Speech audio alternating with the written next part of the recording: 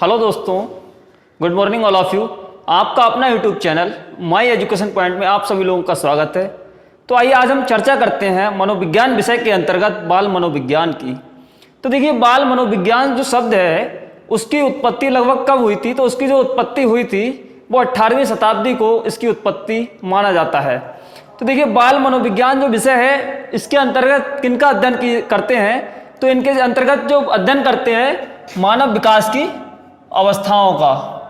किसका अध्ययन करते हैं? मानव विकास की अवस्थाओं का।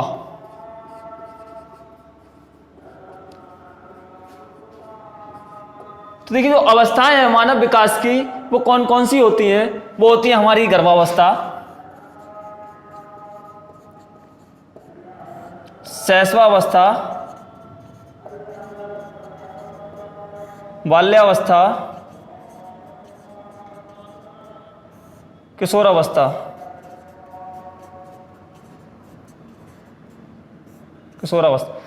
तो जो गर्भावस्था स्टार्ट होती है हमारी वो होती है 0 से, और लगभग जो किशोरावस्था होती है वो 18 वर्ष तक। तो देखिए, जो अवस्थाएं हैं अर्थात मनोविज्ञान की वह शाखा जिसमें हम मानव विकास की 0 से 18 वर्ष तक का अध्ययन करते हैं वो हमारा कहलाता है बाल मनोविज्ञान। तो देखिए, बाल मनोविज्ञान को हम बाल विकास भी कहते हैं। क्या कहते हैं? बाल विकास।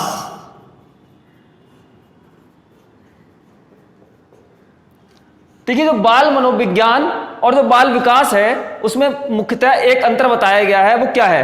तो देखिए, जो बाल मनोविज्ञान है वो केवल अध्ययन करता है, वो अध्ययन करता है जन्म से बाद का, और जो बाल विकास है वो अध्ययन करता है जन्म से पहले का, अर्थात गर्भावस्था से ही बाल विकास के अंतर्गत अध्ययन किया जाता है।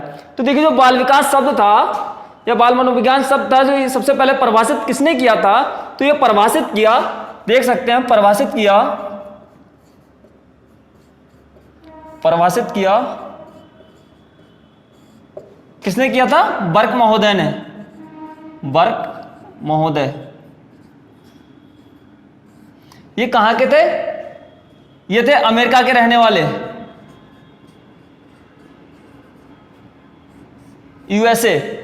ठीक है। इसके बाद एक मनोवैज्ञानिक आए थे जिनको प्रतिपादक, बाल मनोविज्ञान का प्रतिपादक माना जाता है। तो जो प्रतिपादक थे, प्रतिपादक कह सकते हैं, प्रतिपादक कौन माने जाते हैं? पेस्टोलॉजी। कौन माने जाते हैं? पेस्टोलॉजी।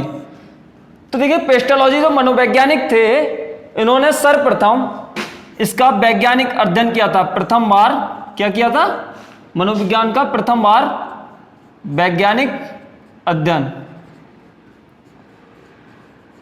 वैज्ञानिक अध्ययन। देखिए, सर्वप्रथम इन्होंने बाल मनोविज्ञान का प्रथम बार वैज्ञानिक अध्ययन किया था। अच्छा, जो पेस्टोलॉजी थे, एक क्वेश्चन पूछ लिया जाता है अक्सर कि ऐसे कौन से मनोवैज्ञानिक थे जिन्होंने अपने पुत्र पर अध्ययन किया था? तो देखिए, जो मनोवैज्ञानिक थे वो पेस्टोलॉजी ही थे। इन्होंने अपने 3.5 वर्षीय पुत्र पर अध्ययन किया था। तो कौन से पुत्र पर अध्ययन किया था? कितने ईयर का था वो? 3.5 वर्ष का। जो 3.5 वर्ष का पुत्र था इनका, उसका क्या नाम था? उसका नाम था अल्बर्ट।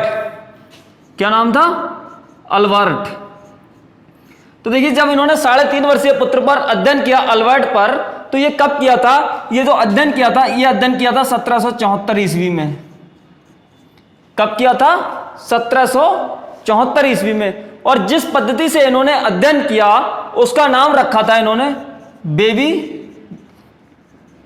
Baby biography. देखिए, जो बेबी बायोग्राफी क्यों नाम रखा? क्योंकि इनका जो 3.5 वर्षीय बालक था वो एक बेबी के समान ही था, अर्थात एक छोटा, बहुत छोटा बालक था। इसीलिए उन्होंने बेबी बायोग्राफी पद्धति से इसका वो अध्ययन किया। और उन्होंने एक पुस्तक भी लिखी थी, उसका भी नाम बेबी ही बायोग्राफी था। क्या नाम था? Baby biography. क्योंकि इसके बाद एक आते हैं, इसके जनक माने जाते हैं जो बाल मनोविज्ञान के, किसे कहा जाता है? वो कहा जाता है स्टैनले हॉल को। किसे कहा जाता है? स्टैनले हॉल को। तो देखिए, स्टैनले हॉल को क्यों कहा जाता है? क्योंकि इन्होंने सर्वप्रथम इन्हें अमेरिका में बाल अध्ययन आंदोलन का जनक माना जाता है। क्या माना जाता है? बाल अध्ययन आंदोलन का जनक। बाल अध्ययन आंदोलन का जनक। तो देखिए ना, बाल अध्ययन आंदोलन का जनक माना जाता है। कब की था ये जो बाल अध्ययन आंदोलन था? ये किया था 1893 ईस्वी में, 1893 ईस्वी में। और इन्होंने प्रश्नावली का भी निर्माण किया था। किसका निर्माण किया था? प्रश्नावली का, प्रश्नावली का निर्माण। देखिए, इन्हें बाल अध्ययन आंदोलन का जनक भी माना जाता है या बाल मनोविज्ञान का जनक माना जाता है। क्यों माना जाता है? देखिए, हम इस तरीके से कह सकते हैं कि पहले बाल मनोविज्ञान पे स्टे लगी हुई थी, फिर उन्होंने उसे निल कर दिया अर्थात, और उसके बाद उन्होंने बच्चों को एक हॉल में बिठाया। इस तरीके से हम इसे याद कर सकते हैं कि पहले स्टे लगी हुई थी, उसे उन्होंने निल कर दिया, उसके बाद एक हॉल में सभी को बिठाया। तो इस तरीके से हम याद कर सकते हैं कि जो बाल मनोविज्ञान के जनक हैं वो स्टेनले हॉल है। इस प्रकार हम दोबारा देख सकते हैं कि देखिए, जो परिभाषित किया बाल मनोविज्ञान को, सर्वप्रथम परिभाषित किया था बर्क महोदय ने। ये यूएसए के रहने वाले थे। और देखिए, जो बाल मनोविज्ञान के प्रतिपादक कहे जाते हैं वो कहे जाते हैं पेस्टालॉजी। तो देखिए किस तरीके से हम याद रख सकते हैं, पा से प्रतिपादक, पा से पेस्टालॉजी और पा से प्रथम बार वैज्ञानिक अध्ययन। देखिए, जो इन्होंने अध्ययन किया था, जो प्रथम बार मनोवैज्ञानिक अध्ययन किया, और जो अध्ययन किया था वो अपने सर्वप्रथम 3.5 वर्षीय शिशु पर किया था, और जिसका नाम था अल्बर्ट। और ये जो प्रयोग किया था वो किया था 1774 ईस्वी में।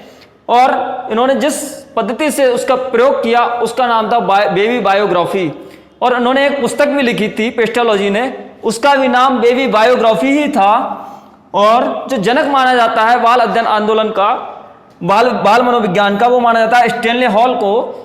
और इन्होंने अमेरिका में, कहाँ माना जाता है जनक? अमेरिका में। अमेरिका में इन्होंने बाल अध्ययन आंदोलन का जनक माना जाता है। और वो माना जाता है, कब चलाया था इन्होंने बाल अध्ययन आंदोलन? वो चलाया था 1893 ईस्वी में। और स्टेनले हॉल ने प्रश्नावली का निर्माण भी किया था। तो देखिए, इस प्रकार हम कह सकते हैं कि जो बाल मनोविज्ञान है उनका जो जनक माना जाता है वो माना जाता है स्टेनले हॉल को। देखिए, हम आने वाली वीडियो में अब चर्चा करेंगे बाल विकास पर, बाल विकास की अवस्थाओं पर।